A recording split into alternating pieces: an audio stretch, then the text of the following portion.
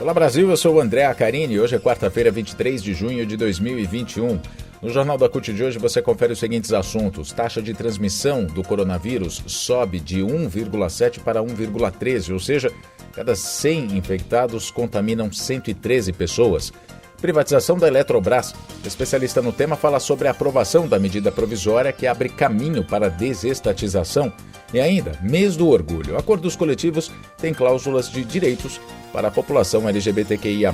São os assuntos que você confere a partir de agora aqui no Jornal da CUT. Jornal da CUT. Giro sindical. Direitos. Mundo do trabalho. Política. Economia. Saúde. Notícias. Aqui, a classe trabalhadora tem voz. A Câmara dos Deputados aprovou na tarde da segunda-feira o texto base da medida provisória 1031 da privatização da Eletrobras. Eletrobras, que responde por quase 30% da geração de energia no país, foram 258 votos a favor e 136 contra. Em uma longa sessão de 6 horas, a oposição fez obstrução e apresentou requerimentos na tentativa de tirar o projeto de pauta. Depois do texto base, os deputados passaram a discutir emendas, aprovando a maioria. Já correm no STF, inclusive, ações que questionam a legalidade da tramitação da medida. Nós vamos ouvir o engenheiro eletricista da Eletronorte e dirigente do Sindicato dos Urbanitários no Distrito Federal, o Ícaro Chaves, sobre essa privatização, que na verdade é um jogo de cartas marcadas. Vamos ouvir. Na verdade, a privatização foi uma grande negociata. Como é que foi essa negociata? O governo quer privatizar a Eletrobras. Esse é o objetivo para ele poder mostrar para o mercado, entregar alguma coisa para o mercado, né? O Bolsonaro ele se mantém no governo porque ele ainda é visto como útil para o mercado financeiro. E para o mercado financeiro ele precisa dar coisas, né? E o que ele precisa? Então ele deu a reforma da Previdência, assim como o Temer tinha entregue a reforma trabalhista, o Bolsonaro entregou a reforma da Previdência, mas aí desde a reforma da Previdência ele não conseguiu entregar muita coisa, então havia uma pressão muito grande para ele entregar mais algo. E a privatização da Eletrobras entrou como uma dessas encomendas do mercado financeiro, principalmente, né? Que é o principal interessado. Mas os parlamentares, eles sabem que existe um custo político muito grande em privatizar a Eletrobras, porque eles sabem que a privatização é impopular, a privatização no setor elétrico é mais impopular ainda, e a perspectiva de aumento do preço da energia é uma perspectiva que é ruim para os parlamentares. Então, eles colocaram o preço deles, né? Nesse processo de negociação, entraram alguns lobbies, né?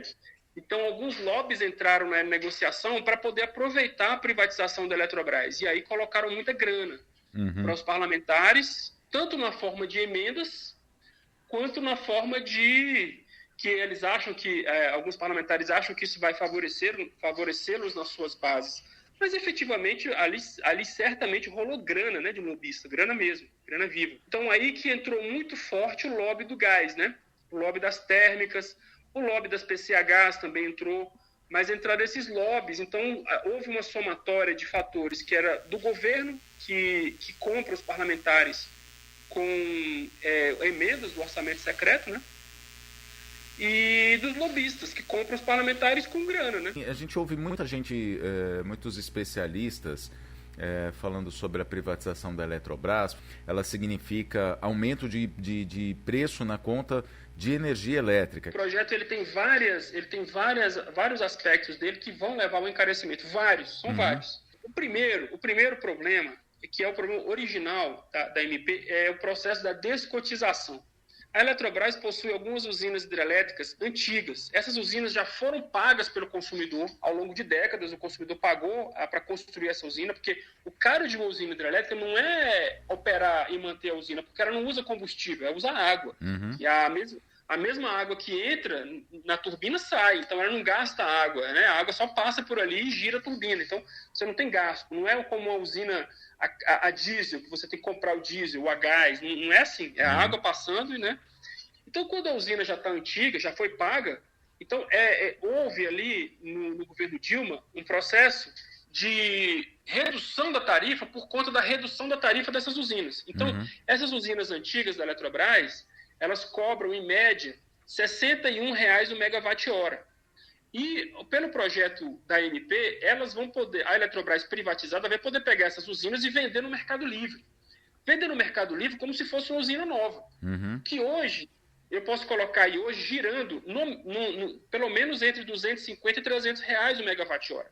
É o que ela vai vender. Então, se eu tenho uma energia que hoje eu pago 60 reais e depois vou pagar 250 ou 300 reais, é claro que isso vai impactar no bolso do consumidor. Além disso, você tem o processo que isso é praticamente impossível de mensurar como é que vai ficar, que é o fato da concentração do mercado, né? Você vai ter uma Eletrobras, que é uma empresa que vai dominar 1/4 da geração de energia no país e 50% da energia armazenada, porque a Eletrobras, como ela controla grande parte das hidrelétricas do Brasil, ela controla a água que está armazenada, então ela controla a bateria do sistema. Quem controla a bateria do sistema controla o preço.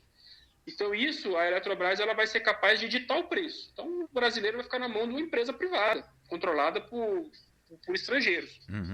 E a outra questão, que é essa que você está falando aí, das térmicas, lobbies que eu tinha falado, aproveitaram o MP para colocar isso como barganha, né, para barganhar com os deputados, e aí os brasileiros vão ser obrigados a comprar energia térmica, obrigados, porque essa energia térmica vai na base, então essas usinas vão entrar de qualquer jeito, usinas termoelétricas caras, poluentes, e que vão ser instaladas em locais que não têm infraestrutura de gás natural. Então vai ter que construir um gasoduto para levar esse gás até lá. E além disso vai ser gás importado, porque esse gás não é gás brasileiro, é gás importado que vai ser usado. Então isso aí vai impactar muito ainda na conta de luz. Ícaro Chaves, falando sobre a privatização da Eletrobras, aprovada na última segunda-feira, o Ícaro Chaves, que é engenheiro eletricista da Eletronorte e também dirigente do Sindicato dos Urbanitários no Distrito Federal. Direitos. Mês do orgulho LGBTQIA+. Hoje a gente mostra mais um trecho do programa que foi ao ar pelas redes sociais da CUT e também pela TVT no último domingo, que apresentou, na verdade lançou, o almanac da CUT, o almanac LGBTQIA+. O assunto que a gente vai mostrar agora é o reconhecimento de direitos em uniões homoafetivas que prevalecem em acordos coletivos de trabalho. O assunto, então, é direitos. Agora a gente mostra uma pesquisa inédita do Diese sobre todas as cláusulas presentes em acordos coletivos que tratam de conquistas para a população LGBTQIA+. Segundo os dados levantados, as pautas LGBTQIA+, estão presentes em 680 cláusulas de acordos coletivos. O reconhecimento dos direitos para trabalhadores e trabalhadoras em união homoafetiva estão em 266 cláusulas. O combate à discriminação e ao preconceito, a garantia de igualdade de salários e de oportunidades, inclusive na contratação, estão presentes em 226. 110 garantem aos trabalhadores e trabalhadoras em união homoafetiva auxílios como, por exemplo, acesso à assistência médico-hospitalar, benefícios e licenças. 65 estimulam a contratação de mulheres e a não discriminação. O reconhecimento dos direitos para trabalhadores e trabalhadoras em união homoafetiva e a utilização do nome social constam em apenas 13 cláusulas. Os setores com mais cláusulas LGBTQIA+, em seus acordos coletivos são serviços, com 324, seguido pela indústria, com 247, e comércio, com 101 cláusulas. O setor rural e o setor público contam com apenas uma cláusula cada um. Outro dado importante é que a maior parte dos acordos coletivos com cláusulas LGBTQIA+, são realizados diretamente por empresas, 71,5%, e apenas 28,5% englobam toda a categoria, o que indica dificuldade em oferecer acesso a direitos para parte da classe trabalhadora não heteronormativa. Você conferiu mais um trecho do programa de lançamento do Almanac LGBTQIA+, que está disponível no portal da CUT, a versão em PDF para você ler, para você se informar, conhecer mais a respeito do mundo LGBTQIA+. É só acessar cut.org.br/ACOIS. ACOIS, na verdade, ações, que você escreve sem o cedilha e sem o tio. cut.org.br/ACOIS. No YouTube da CUT, CUT Brasil, você pode ver o programa inteiro, também está lá à disposição. Assista. Notícias. Agora a gente fala sobre a taxa de transmissão do coronavírus no Brasil, que subiu para 1,13, segundo dados do Imperial College. Na semana passada era 1,7. Significa que a cada 100 pessoas, outras 113 são contaminadas. No total, então, 213 vão estar infectadas.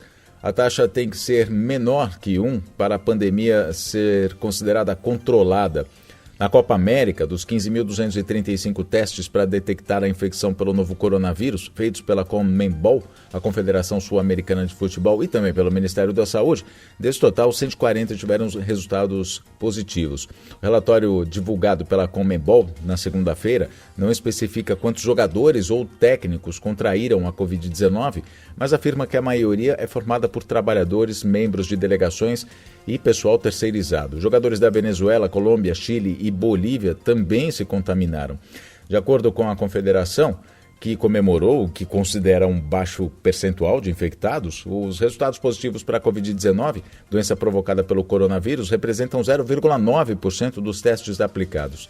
Lembrando que a taxa de transmissão é alta, era 1,07, aumentou para 1,13, e a contaminação é exponencial. O Imperial College estima que o país tenha 16.300 mortes por causa da Covid-19 só essa semana, podendo variar entre 15.100 e 17.400 mortes. O Jornal da CUT fica por aqui, muito obrigado pela sua companhia. Acesse cut.org.br, também as redes sociais da CUT, no Facebook, Instagram, Twitter e no YouTube. É só procurar por CUT Brasil. Muito obrigado pela sua companhia, até a próxima edição.